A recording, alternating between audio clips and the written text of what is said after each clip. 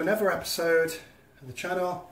So South Indian inspired onion bhajis, nice and small with curry leaves. We've got a good handful of curry leaves there, finely chopped coriander, a couple of green chilies, really finely chopped.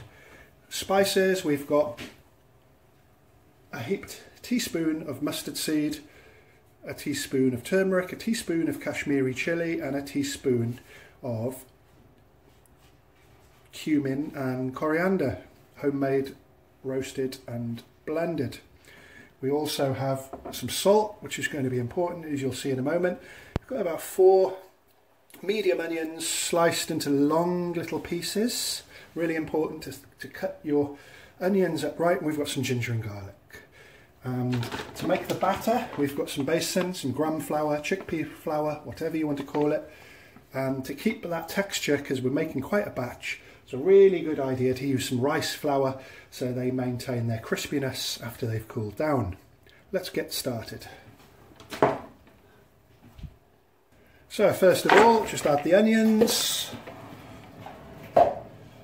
Adapt recipes according to what you've got in your taste. Want a good pinch of salt. So you've got to take a teaspoon of salt, and I'm just going to work that in with my hands. Why I'm doing it like this is I don't like to make a batter.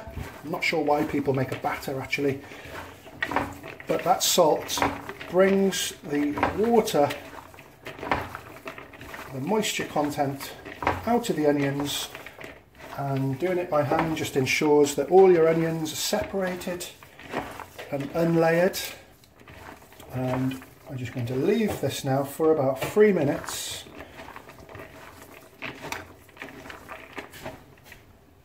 So that those onions will be nice and juicy. We'll come back in a minute. Make sure nothing's big, making sure your onions are as uniform as possible for even cooking. I think I can turn this down. So those onions have been resting now for about 3 minutes, and they're wet. Yeah, very wet. See them? That's what the salt does, and it's a good thing to do that before adding any other ingredients. Now, once that's happened, this is so simple. Just add all your ingredients.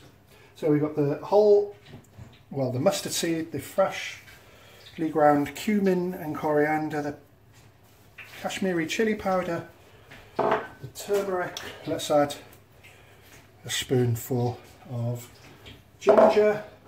Let's add 1.5 of garlic.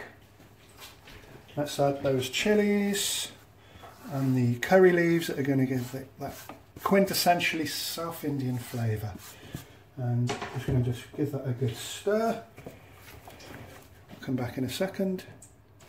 So everything's mixed in, and I must say that's a pleasure to the sinuses, the sight. And I'd never order an onion bhaji at an Indian restaurant as a starter, for the simple reason it's so much about like a cheap filler.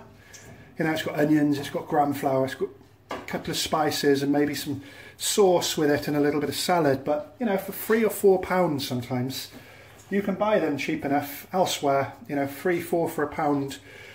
But the good thing about doing them yourself is that you can load them with great flavours, things that restaurants wouldn't do. So we've got a really nice concoction of flavours there. It looks almost like something to dip your poppadoms in, doesn't it? So I'm just going to let those marinate now for like 5 to 10 minutes in those lovely spices, and we'll come back and we're going to add the rice flour and the besan, chickpea flour. So that's all rested. A little bit of water, just a tiny bit, quite a lot of ingredients there. All we're going to do now is put a sieve over the mixture, and I couldn't give you quantities. I'm going to start with 1/2 cup of besan, get it all in and stir it, and then you keep on doing this until you get the consistency that's not too wet not sticky, and it's just pliable. You don't want any dry powder in your mix. And we'll be coming back and doing that and add in some rice flour in a moment. So add step-by-step quantities that ensures everything's well mixed. Do not squeeze your onions, you don't need to. Just give them a good stir. Squeezing your onions. You see some people really squeezing it. It's just not necessary. So it's looking good. And rice flour, you don't need to sift rice flour. Just like a tablespoon of rice flour. We might be adding a little bit more the gram flour in a minute. We'll see how we go. You want it to be the consistency that's easy to shape into balls. I'm just going to let that sink there as well. It's good to let it rest a little bit because the rice flour is pretty grainy and I want it to absorb and soften some of those flavours. So I've decided to add just a touch more chickpea flour, maybe about 3 tablespoons there, and that should do it.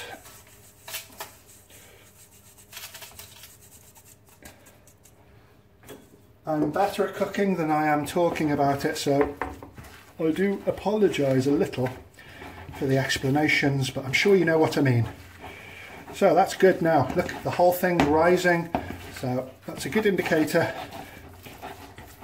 that there's enough flour been added. So I'm happy with that. Now what we do, heat some oil, deep fat fryer. So obviously to deep fry, so I'd recommend having a bowl of water next to you to make the balls. You do it with no water, it'll stick to everything, and I find having wet hands gives a nice smooth surface as well. You want it quite rustic, but the good thing about making smaller balls is that it ensures cooking all the way through, as opposed to the British style where they're like tennis balls and yeah, pretty bland sometimes as well. So let's get cooking. Okay, so the mix is ready, got our little bowl of water, the fat is hot enough. I like golf ball sizes, and don't put too many at a time in. Don't roll your balls first, you can do it as you cook them. Just saves time and it's as easy as that. I like to, with this amount, I like to do it in batches, 50-50, so we don't reduce the oil temperature too much. Let's go for one more, and then we're just going to let them cook to about 180 degrees centigrade, and once they're nice and golden, you can ensure that they're cooked right through at 180 degrees, preheated fat, and with the size they are, and then they'll just go onto some draining paper or tissue paper on a plate to remove any excess oil. And that's it. We'll come back once those are cooked and you can take a look at them. There they are. Just fry them until just over golden brown. Really delicious.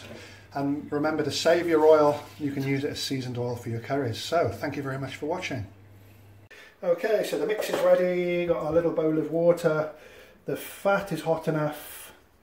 I like golf ball sizes. And don't put too many at a time in. Don't roll your balls first, you can do it as you cook them. Just saves time and it's as easy as that. I like to, with this amount, I like to do it in batches, 50-50, so we don't reduce the oil temperature too much. Let's go for one more, and then we're just going to let them cook to about 180 degrees centigrade, and once they're nice and golden, you can ensure that they're cooked right through at 180 degrees, preheated fat, and with the size they are, and then they'll just go onto some draining paper or tissue paper on a plate to remove any excess oil. And that's it. We'll come back once those are cooked and you can take a look at them. There they are. Just fry them until just over golden brown. Really delicious. And remember to save your oil. You can use it as seasoned oil for your curries. So thank you very much for watching.